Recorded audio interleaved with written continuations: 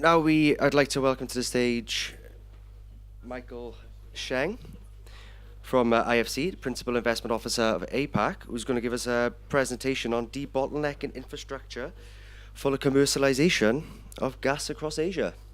Welcome, Michael.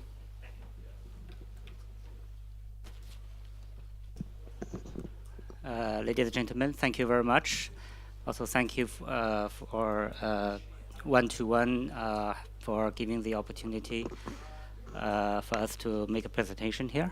The topic that I'm going to talk about is a little bit different from what we have been talking about so far, because over the last day and a half, have mainly focusing on the upstream, etc. And my topic is about gas sector in the Asia-Pacific region. It's related to the upstream development on the gas side. I think it's more and more kind of connected to what we try to achieve if you were to produce gas and supplying energy to this part of the world. Kind of a brief kind of introduction. Of IFC. So International Finance Corporation is part of the World Bank Group. So the mandate for us is actually to promote the private sector development. And I'm on the energy side. So the topic is a little bit from that perspective. Okay. So the role of LNG. So I think the gas and LNGs are related. So LNG basically kind of overcome the infrastructure hurdle, making gas kind of floating into areas where pipelines are not available. So therefore, so I think the topic that we'll talk about is going to kind of debottlenecking the infrastructure for LNG flow into this part of the world. Many have probably noticed that the major theme of this area is not upstream. It's in Asia Pacific, including China, is about using gas. I mean, importing oil has been a historical, a strong case in Asia. I think the key and also the major trend in this part of the world is utilizing gas. And this is a new report from GRIGNL, which is kind of fresh from the oven. Their report just came out, and you can see that Asia accounted for 70% of the total LNG trade globally. And what does that mean is basically, so for every ship, like kind of an LNG tanker that's going out, more than 2/3 of it is coming to Asia. Yeah. And if you look at the top 10 LNG importing countries, China last year basically dominated the whole import increase. The reason for that is the Chinese government have a significant policy push to ban coal in northern China, and then as a substitute, then you want to use gas to clean up the air pollution in the northern China area. The other kind of a highly growth area is India. I wanted to just point it out. So this is only talking about less than about 2 million tons per year growth, but this is going to growing very fast. So this is the next 2 years. India will be the next kind of a high growth area for LNG import. Also, you notice that the Pakistan, thanks for their first LNG terminal financed by IFC, they were able to kind of put themselves on the LNG importers. And next year will be more and more growth coming up. The other country that I wanted to point out, which is not on this chart, but will definitely get into the top 10, will be Bangladesh. And also thanks to IFC's first kind of a terminal financed by IFC, Bangladesh next year will be coming up maybe 3 to 5 million tons per year growth next year.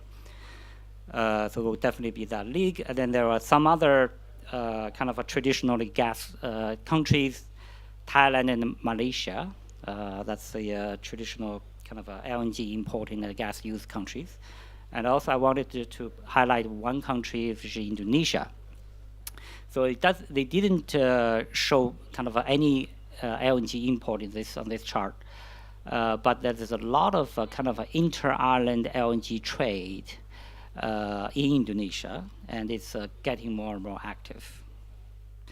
Other countries in this area, for example, the Philippines, Vietnam, Sri Lanka, and Myanmar. These countries all have the great potential for LNG import. And IFC and the World Bank Group is in a constant dialogue with the government to try to help them to basically unlock their potential for LNG import. So the reason why this area has been characterized by the active gas utilization and also LNG trade is because of the following drivers, right? So first is a large population base and also population growth. And also there's a lot of economic activity, industrial activities that need gas as a fuel. And the third is the middle class, growth of middle class who desire for a higher living standard. There has been a very strong case for gas in this region. This I'm coming from a development institution where kind of bearing in mind, what we really care, and also part of our mandate is to look at, how gas and LNG could help the country grow and develop, and how to improve the lives of the people in this country. So if you look at the four categories, the fuel replacement part is actually significant. That is also have implications on the oil production and oil consumption. Particularly on the transport sector. So the gas replacing LNG or CNG buses and trucks, replacement of diesel and gasoline has been kind of a very compelling case we have seen in China, India, and Pakistan, and many other Asian countries. It's probably the lowest hanging fruit there. On power generation is a mixed result because it's not going to be competitive compared to coal, but definitely be more competitive to diesel in Ireland and kind of remote areas. The industry in the commercial sector, so they're replacing LPGs, coals, and etc. So they're kind of a dirty fuel. And also in addition, gas can actually help to generate, kind of help to improve the product. For example, ceramic, glass industry, the painting industry, food processing, all these industries actually need gas, and it's kind of hardly they can find any kind of a substitute for natural gas for these industries. Also residential, there's a LPG, biomass replacement in the household, etc. So that's a significant development impact for gas to be in this country, in this area. Also, from a national energy security perspective, having a diversified energy mix, importing gas through pipeline from other countries, or LNG, is becoming more and more kind of considered by the countries. From a hydro system, you need a dry season, wet season kind of hedging there. LNG is the perfect fuel to play that role. On the coal-based system, a little bit hard to argue. So the gas-based system, for example, in Bangladesh and Pakistan, the reduction of domestic gas production, LNG come very naturally as a substitute of domestic gas production. In a coal-based system, very difficult to replace coal, but in many cases, gas has proven to be the most efficient and cost-effective way on peaking and shouldering in the system dispatch. One example is the Philippines. Yeah. Renewables. So there's a balancing energies that is needed as a backup for not just seasonality but kind of intermittence of renewable generation. On the one particular issue on the environment side. So what actually has been pushing for the the adoption of gas and LNG. The thing is actually not really about the reduction of greenhouse gas emissions and also the climate change commitment by the government. You can see that most of these drivers has been the local pollution issue. For example, in China, and now you can see that in India. Also, access to energy. I'm going to quickly skip this because this is more from a development institution perspective. That's how we care about, families, poor families, and mom and pop, workshops, SMEs. The truck owners want to get a cheaper fuel to run their business and get more efficient. Okay, so we'll look at the market evolution and also the role of a government intervention in this market. And kind of a very typical S-curve where you see that any new product wanted to have a market acceptance, it goes through that kind of S-curve. This is an infant stage. I kind of call it the infant stage, growth stage, and also mature stage. So for investors, everyone wants that to be in that growth stage because you can capture, all the profit that coming out from that growth. So gas in a historically coal-based or oil-based economy would go through that curve as well. But unfortunately, I think there is a chicken and egg situation. So we can see that in many countries, that take too long for gas to take place. The one example is, for example, LNG stations. So it has been in China. This kind of a business model has been ongoing for over 10 years. Only recently that is becoming profitable. The government had been pushing for it, but anyone who wanted to kind of making the decision to convert their diesel engine into a gas engine using LNG as a fuel would think twice before they make that decision because they're concerned that the infrastructure is not there, will not be there, or once they convert, they'll be captive to your market power. So that's something that actually very difficult to overcome.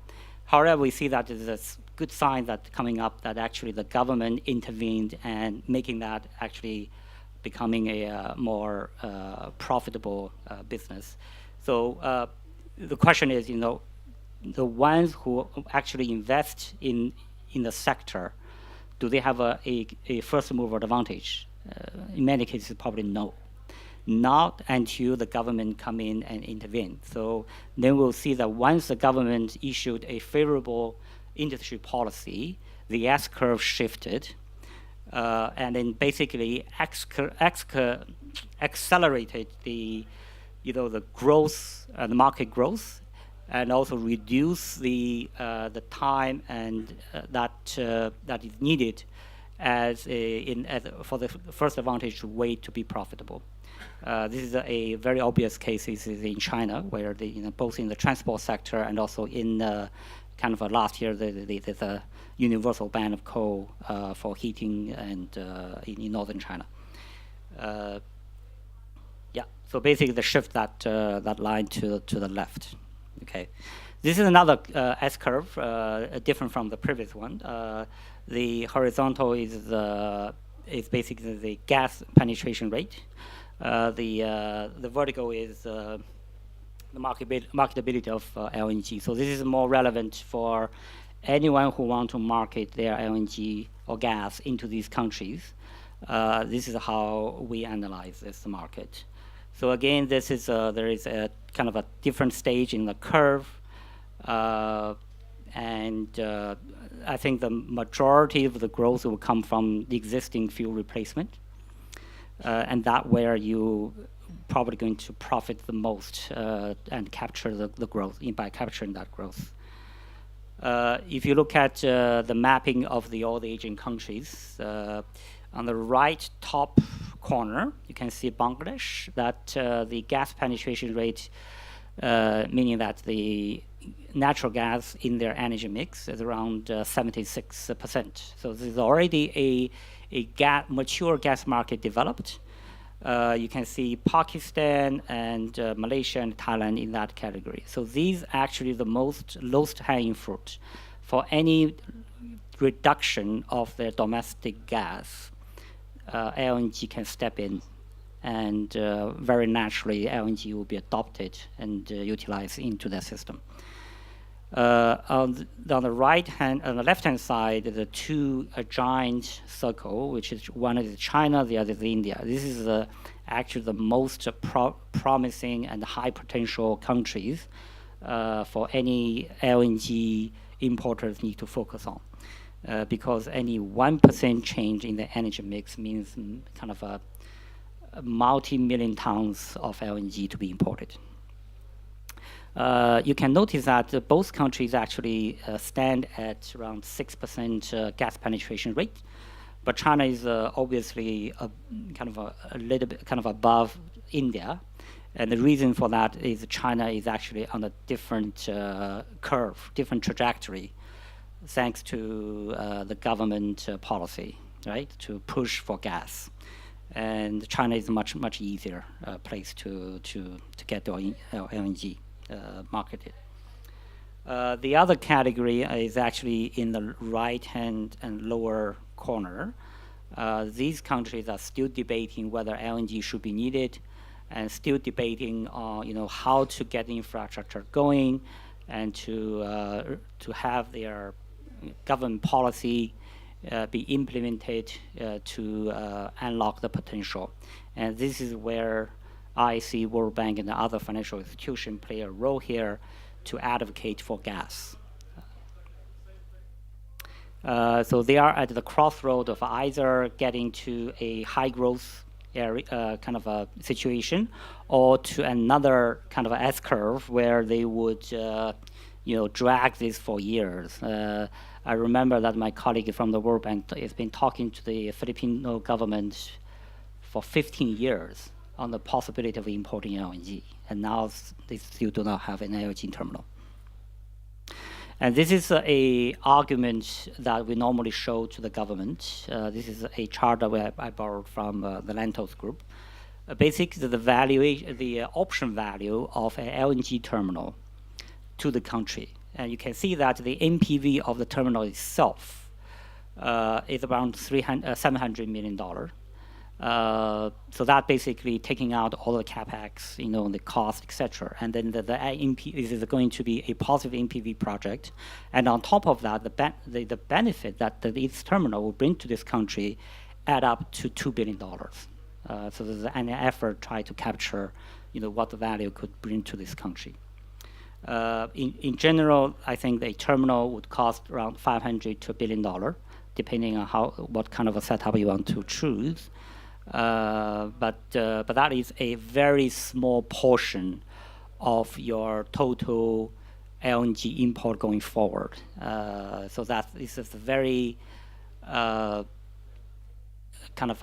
it's not an intelligent, if you really think, this is too expensive, it's actually, when you look at the option values of bring, and also look at the portion of that actually accounted for the total energy bill that you're going to have is actually minimum. Yeah.